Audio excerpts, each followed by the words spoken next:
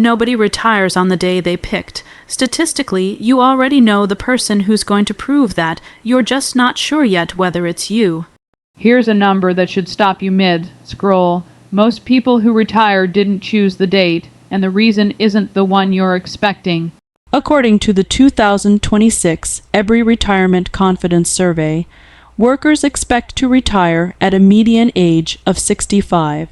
Retirees report actually stopping at a median age of 62, 3 years of difference. Gallup finds the same pattern from a different angle. Non-retired workers expect 66, but people who have already left the workforce say they walked away around 61 or 62. This gap has shown up in nearly every survey taken since 1991. It isn't a fluke year, it's a pattern with 3 decades of receipts. So here's the question worth sitting with. If the average retirement plan is built around a date most people never actually reach, what exactly are we all planning for? I spent the last few weeks pulling apart the research behind that gap. Embry, Gallup, KFF's health policy data, the newest Social Security and Medicare trustees reports, Benjamin's own updated withdrawal research. What I found wasn't one problem. It's 3 forces that tend to hit at the exact same moment, and almost nobody budgets for all 3 landing together. Picture your retirement plan as a road trip. You've mapped the mileage, you've calculated the gas, you know exactly when you'll pull into the driveway. But somewhere on that route sits a detour nobody marked on the map, and the data says most drivers hit it 3 to 5 years before they expected to. You didn't lose the plan just never accounted for the detour. Let's build the real shape of the problem, one piece at a time. The 2026 Embry survey found that nearly half of retirees left work earlier than they'd planned. In earlier survey years, only about 1 in 8 workers expected to retire before 60. But more than 1 in 4 retirees said that's exactly what happened to them. The most common reasons aren't people cashing out early because they're financially set. Health problems and job disruptions do most of the damage. Financial readiness is the minority reason, not the majority one. Here's where it gets expensive. Even the people who make it close to their planned eggs at date run into what I'd call the triple squeeze, 3 costs that converge in the same narrow window, each one large enough to matter on its own. Squeeze 1, the health insurance canyon. At the end of 2025, the enhanced ACA premium tax credits that had kept marketplace insurance affordable since 2021 were allowed to expire. For 2026, KFF found that subsidized shoppers who kept the same plan saw their premium payments jump by roughly 114% on average. For people earning above the assistance cutoff, a common position for someone with decades of savings and a pension or side income, monthly premiums can climb well past $1,000 a person. Multiply that by however many years, sit between your actual exit and Medicare eligibility at 65, and you've got a bill that most retirement calculators simply don't ask about. The calculator never asks about the years before Medicare, but the mailbox will. Do you know what your bridge to Medicare actually costs?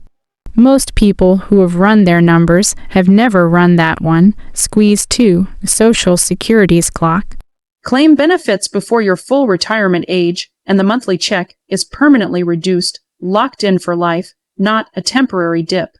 Wait past full retirement age up to 70, and each year of patience adds roughly 8% to your monthly benefit, guaranteed by law. There is no fund in your brokerage account offering a legally guaranteed 8% annual raise for simply waiting. And yet the same data shows most people claim early, often because a health issue or layoff took the decision out of their hands. Squeeze 3, the compounding you never got to finish. This is the quiet one. 5 years is a long time for money to grow, and it's exactly the stretch that gets erased when someone exits early. A worker with a healthy 6-figure balance who planned to keep contributing and growing that balance for another 5 years loses not just the contributions, but every year of compounding those contributions we're supposed to earn. That's not a rounding error.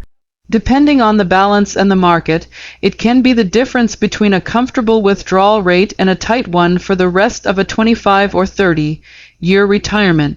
Let me make this concrete with someone I'll call Renata. 54 years old, a steady job, a 401k she's built responsibly for 2 decades, and a plan that on paper works. She's aiming for 65, then a company restructuring lands at 59, not fired outright, right-sized, in the language HR prefers. She takes 11 months to find comparable work, and when she does, the salary is lower, and the new employer's 401k match is smaller.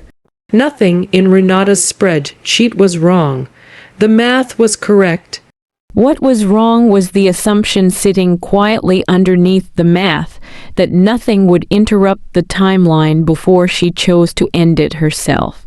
The math isn't broken. The assumption underneath it is that's the real finding buried in this data.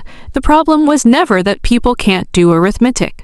It's that we build financial plans the way we'd plan a party, assuming we're the ones sending the invitations, when the data says an external event is just as likely to be the one holding the pen.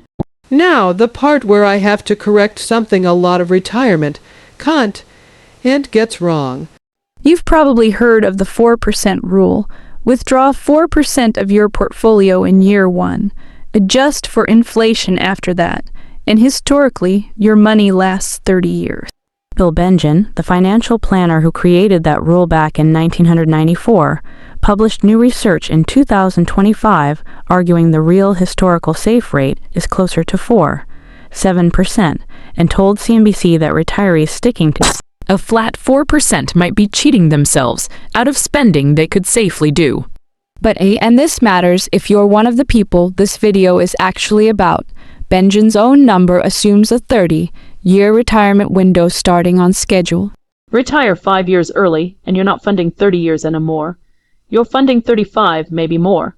Morningstar's own 2025 research leans more conservative than Bengen's for long horizons, closer to 7%, precisely because a longer runway needs a lower burn rate.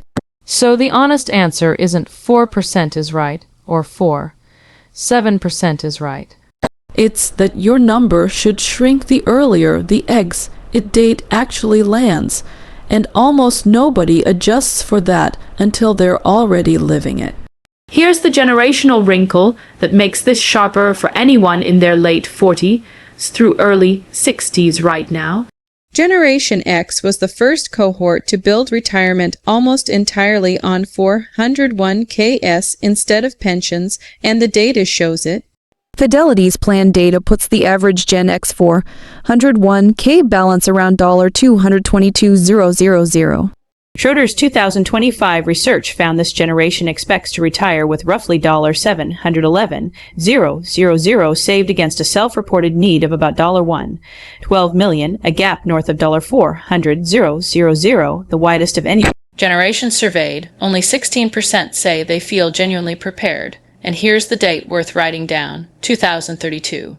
The Social Security Trustees 2026 report projects the Retirement Trust Fund runs dry near the end of 2032. If Congress takes no action before then, the law requires an automatic cut. The trustees estimate the fund would still be able to pay about 78% of promised benefits, meaning roughly a 22% reduction. Overnight, the oldest members of Generation X turn 67, full retirement age, right around that same window. That's not a scare tactic. That's 2 government reports and a birth year calculator lining up. The generation with no pension is scheduled to meet the cut in the same year they meet retirement. So is this hopeless? No, and this is where I want to leave you, because panic isn't a strategy either. A friend of mine, I'll call him Marcus, did 2 unglamorous things after a conversation like this one. He increased his contribution rate just enough to fully capture his employer's match, something he'd been leaving on the table for 2 years without realizing it. And he opened a separate account labeled plainly Health Bridge. And started dropping a few $100s into it every month. Not enough to solve the whole problem, but enough that if the exit date arrives early, he isn't starting from zero. Here's your homework, 3 pieces, specific to everything we just covered. First, run your numbers against 62, not 65 or 67. If your paycheck stopped this year, not by choice, what would your monthly income actually look like using a more conservative withdrawal rate, something closer to 3.5%, to account for a longer runway? Second, build a real line item for pre-Medicare health coverage into your plan. Even a rough placeholder beats a blank space where a 4 or 5 figure annual expense is quietly waiting. Third, treat your Social Security claiming age as an investment decision, not a scheduling preference. An 8% guaranteed annual increase for patients is one of the best risk-free returns available anywhere in the American financial system. Run the bridge math before you assume you'll just claim the day you stop working. None of this requires a perfect plan. It requires one honest conversation with the version of your spreadsheet that assumes nothing goes wrong because the data says something usually does. If this changed how you're thinking about your own timeline, hit like it's the single biggest signal that tells YouTube to put this in front of more people who need to see it. And it costs you nothing. And if you want more of this kind of deep dive into the money decisions nobody explains clearly, that's exactly what we do here at Winds of Thought. So consider sticking around and subscribing. What's next? I'll see you in the next one.